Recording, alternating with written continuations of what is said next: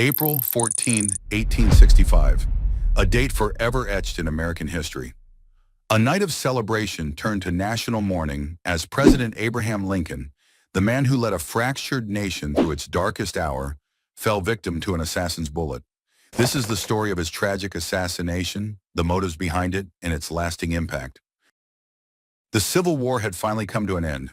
After 4 years of unimaginable bloodshed, the Union emerged victorious. President Abraham Lincoln's dream of a united America seemed within reach. But the wounds of war were deep, and not everyone celebrated the Union's victory. Among those who opposed Lincoln's vision was John Wilkes Booth, a fervent Confederate sympathizer. Booth's hatred for Lincoln had grown to a dangerous obsession. Booth's plan wasn't just about Lincoln. It was a coordinated conspiracy to decapitate the Union leadership. His targets included Vice President Andrew Johnson and Secretary of State William Seward.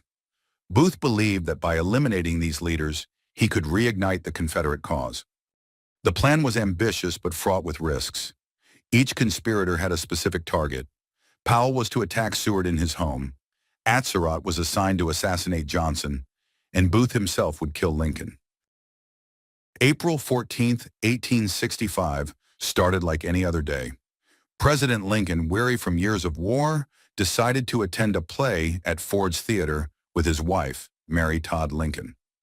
The play was the comedy Our American Cousin.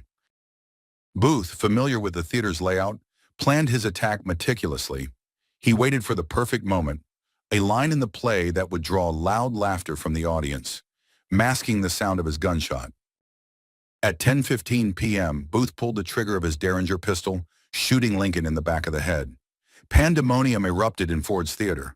While the audience struggled to understand what had happened, Booth leaped onto the stage shouting, "Sic semper tyrannis," thus always to tyrants, the Virginia state motto. Despite breaking his leg in the fall, Booth managed to escape. Lincoln was taken to the Peterson House across the street, where he succumbed to his injuries the following morning at 7:22 a.m. The nation was plunged into grief. The largest manhunt in American history ensued. Booth, accompanied by David Harold, fled south, evading capture for 12 days. Their journey ended at a Virginia farm, where Union soldiers cornered them in a tobacco barn. Refusing to surrender, Booth was shot by Sergeant Boston Corbett and died shortly after. The remaining conspirators were swiftly brought to justice. Powell, Harold, Atzerodt, and Mary Surratt, the first woman executed by the U.S. government, were hanged.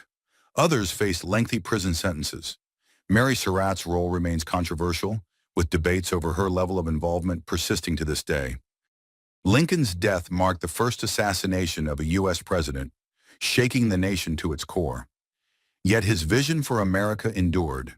His leadership during the Civil War and his commitment to ending slavery cemented his legacy as one of the greatest American presidents. Today, Lincoln's words and actions continue to inspire.